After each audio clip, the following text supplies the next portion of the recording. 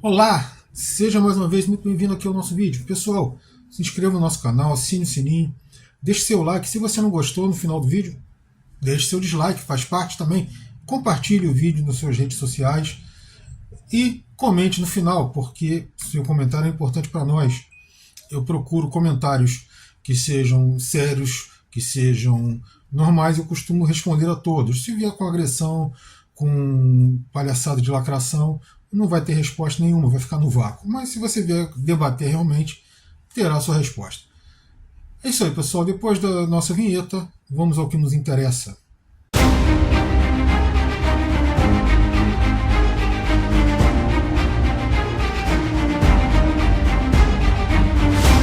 Mas é, pessoal, essa última semana nós vimos aí um vídeo do Tamir Felipe.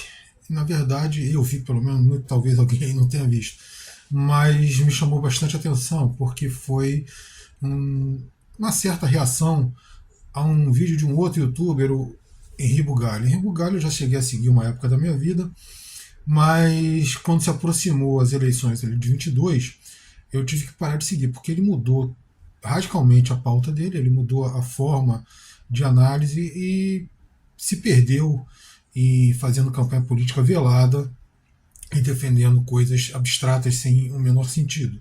Infelizmente isso aconteceu. Mas nesse vídeo que Tamir Felipe fazia um certo react. Mas ano passado eu fui chamado, junto com outros influenciadores, vários canais que vocês conhecem aqui, acompanham, admiram, nós fomos chamados para compor um projeto chamado YouTubers pela Democracia. Era uma parceria entre o YouTube e também algumas fundações que iam financiar por alguns meses alguns canais aqui importantes no YouTube para gerar conteúdo pró-democracia, ou seja, e isso não no sentido abstrato, né? Não no sentido assim, a democracia, se ela fosse perfeita, ou a democracia quando houver revolução e, sabe, arrumarem as pendengas aqui, não. A questão era defender o modelo atual democrático contra os arroubos autoritários do Bolsonaro. Era um projeto para defender as eleições no Brasil, para defender a urna eletrônica, para defender a lisura das eleições, para confrontar discurso golpista, para confrontar manifestantes golpistas, né, acampados na frente dos exércitos, ou seja, era para falar sobre a democracia concreta no Brasil e como ela estava em risco diante do Bolsonaro. Então, nós, vários canais, eu acho que tinha uns 10 canais ali, não me recordo se os feios estavam lá, eu acho que eles não estavam, mas havia outros canais importantes que vocês acompanham, inclusive de um comediante bem famosinho agora que vive colado com os radicais, e nós fomos chamados para fazer esse projeto, recebemos uma grana importante para fazer esse projeto, e quando eu fui convidado, eu comentei com quem me convidou, né, eu falei assim, olha, eu estou numa fase complicada da minha vida aqui, eu não estou fazendo conteúdo com tanta periodicidade como eu fazia antes, eu não sei se eu vou participar, e ele disse o seguinte, olha Henri, faço questão que você participe porque você é uma voz importante na esquerda, você é alguém que já defende essas pautas há muito tempo e faz o que você puder aqui, mas a gente quer que você participe porque vai ajudar nesse projeto. Então eu participei e, como eu falei, a gente foi financiado durante alguns meses para fazer vídeos pró-democracia, em defesa da democracia, em defesa das eleições, do processo democrático, da pluralidade de ideias, das vozes divergentes, de uma eleição que fosse justa e tentando confrontar esse discurso golpista, como eu mencionei. Esse vídeo é interessante porque foi muito ventilado na época a mudança radical de progressistas. Para mim, de progressista eles não tem nada, e provaram isso quando fizeram, né, quando mudaram radicalmente o tipo de análise que faziam de alguns canais. E, para surpresa de muitos, o Henri Bugalho veio dizer que houve uma reunião. Essa reunião teve a presença de vários youtubers brasileiros do chamado Campo Progressista, e foi dito a eles que eles deveriam fazer uma defesa da democracia, porque a democracia estava em perigo com o Bolsonaro. Essas palavras são do próprio Henri Bugalho, que a democracia brasileira estaria em perigo por causa de alguém que ia para as eleições. Então eles tinham que fazer essa defesa da democracia brasileira. Mas o fato é que uma série de youtubers, de chamados influenciadores de mídias sociais, mudaram a forma de fazer análise. E foi justamente na época que o Henri Bugalho está falando aí que houve essa reunião. Depois disso, ele diz que essa reunião foi chamada de YouTubers pela democracia, aquelas coisas pomposas que falam demais e não dizem nada, né? Mas ele levanta essa pauta aí. Atrelado a isso, ele fala que alguns estavam ali naquela reunião, ele não lembra se, por exemplo, o pessoal do Galãs fez estava, mas também isso não vem ao caso. Ele podia não estar na reunião e ter sido contactado por fora da reunião, isso aí não significa nada. Mas, assim, uma coisa é séria, porque se aconteceu isso, porque, na verdade, eles não fizeram defesa de democracia nenhuma, eles fizeram defesa de ideias, de pautas defendidas pelo PT. A verdade nua e crua é esta. Aqueles papos de que tem que votar em Lula em primeiro turno, porque tem que decidir no primeiro turno, porque senão a democracia está em risco. Olha só, não foi decidido no primeiro turno, foi decidido no segundo. Então, assim, virou uma defesa absolutamente pueril, sem sentido de democracia. Porque não existia democracia em risco naquela ocasião. E interessante é que todos eles passaram a atacar Ciro Gomes, inclusive o senhor Henri Bugalho. Mas isso aqui eu não vou entrar nessa parte, porque isso aconteceu por erro do próprio Ciro. O Ciro ele fez uma campanha muito bonita, ele se escreveu livro, mas a campanha foi baseada nele. Ele não criou, e nem quem estava com ele criou, um organismo de campanha. Ele não mobilizou efetivamente a militância, aqueles que o apoiavam, para este tipo de coisa. Todas as manifestações que aconteceram na militância de Ciro Gomes foram praticamente espontâneas. Não houve uma coordenação, não houve nem mesmo um investimento político nelas. Político, eu digo, do partido e do próprio candidato. Ou seja, eu não sei realmente que campanha ele quis fazer. Era uma campanha dele com ele mesmo e quem quisesse que viesse atrás e defendesse. Da mesma forma que nós tivemos ataques coordenados contra Ciro Gomes, contra a campanha, nós deveríamos ter tido defesas coordenadas e nós deveríamos ter tido contra-ataques coordenados. Não existiu. Não existiu. Foi tudo espontâneo. Eu não vi essa coordenação. Né? E não adianta colocar a culpa no marqueteiro. Isso tinha que vir do partido, isso tinha que vir do candidato. Mas a gente sabe que o partido, desde que o senhor Lula voltou à cena política, o partido se rachou em 2/3 Lula, 1/3 Ciro.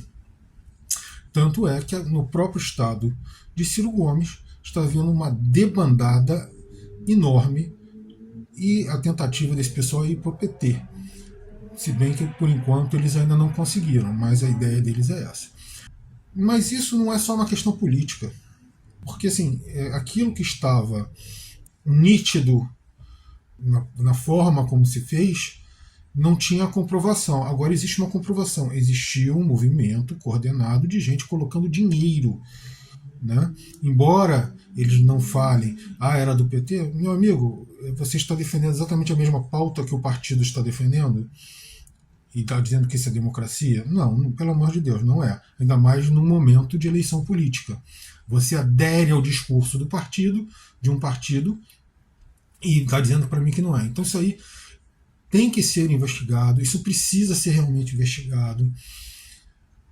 Polícia Federal, a própria BIM, tinha que se envolver o Ministério Público de forma séria, mas eu acho muito difícil. Tem duas coisas aí que a gente tem que ver e analisar. Por enquanto ainda não está claro. Por que eu acho difícil? Difícil porque quem está no poder é o próprio PT, a princípio. Né? Mas é um poder que não é um poder. Porque quem manda, eu já falei isso aqui num curta que eu larguei semana passada, o governo Lula não é um governo Lula. O governo Lula é um governo de interesses compartimentados que são reflexo do Congresso, porque hoje em dia o Congresso está mandando no Executivo. Então você tem ali os interesses da bancada da bala, do isso, do aquilo, do campo, e por aí vai, né? A bancada do rentismo e tal, e todos esses interesses estão refletidos no governo Lula, escancaradamente, ou seja, Lula não montou um governo dele, ele montou um governo que reflete os interesses do Congresso, e são compartimentados, cada um defende a sua praia. Tanto é que Lula, até agora, eu não vi ele conseguir mudar nada de importante. Nada, nada. Ou seja, a questão do déficit para o ano que vem, déficit primário, Lula perdeu a batalha. Ele, na verdade, ele não deu ordem, ele tentou subir uma discussão com o seu empregado, que é o Fernando Haddad. O Fernando Haddad, como dizem os jornais, convenceu o Lula. Não, meus amigos, ele não convenceu ninguém. Ele falou, eu vou fazer isso e você fique quieto. A verdade é essa. O Lula não manda no governo dele, né? O Lula é alguém bom de voto, isso é indiscutível, que foi colocado ali para simplesmente avalizar o que os grupos de interesse querem. Então, é isso que é o governo Lula, esse terceiro governo Lula. E isso não quer dizer que outros governos não sejam assim, mas não no grau que está sendo o governo Lula, esse terceiro governo. Lula não apita absolutamente nada nesse terceiro governo. Alguma coisa de política externa para por aí. Voltando aqui, é sério o que aconteceu e como esse governo ainda atende a todos esses interesses, esse governo ainda se mantém. Mas veja bem, quando você diz que existe possibilidade de um caixa 2, porque isso é um caixa 2, se pode ser entendido como um caixa 2, o que fraudaria as eleições, e foi mais ou menos isso, além de outras coisas que deixou o Bolsonaro inelegível, o governo Lula, o Lula está entrando pelo mesmo caminho de Bolsonaro. A princípio não vai entrar, porque existe uma coisa chamada interesse político, que até agora não se configurou para que isso vá adiante. Mas já se levantou a lebre, né? Essa bola foi levantada para ser cortada. Se alguém vai cortá-la, aí é outra história. Por que esse alguém levantou essa bola? Porque neste momento, no momento exato em que se discutia a questão do déficit zero para o próximo ano, alguém levanta essa bola. Segunda coisa, qual é o interesse por trás disso? Então, quem? Vamos lá, gente. Henri Bugalho não é ninguém. Tá? Ele é uma cara que faz um discurso, né? Embora ele tenha falado lá aquele monte de coisa, ele está defendendo alguns interesses. Né? Por que ele levanta essa bola agora? E por que esse pessoal todo levanta essa bola agora? Começa essa discussão. A segunda coisa, qual é o interesse por trás disso? Pressionar o governo Lula, óbvio. Na verdade, pressionar o Lula, porque o governo Lula ele já é entregue aos grupos de interesses, né? Todos. Então, a verdade é, vamos ver o que vai dar. Lula está sendo enquadrado mais uma vez. A situação geopolítica mundial é muito complicada. O Lula e o Brasil, eles vêm sambando, eles não têm ainda uma linha exatamente clara de como eles vão se portar.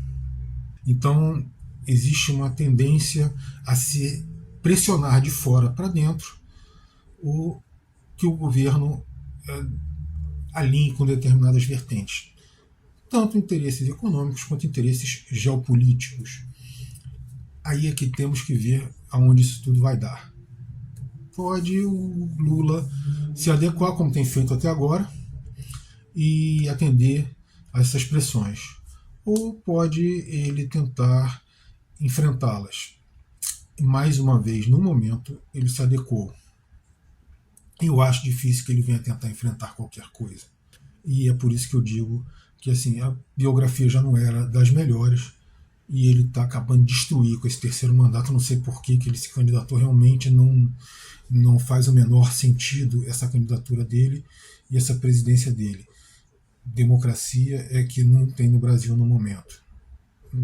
Isso não é democracia. Pessoal, obrigado pela presença de vocês aqui. Até o nosso próximo vídeo.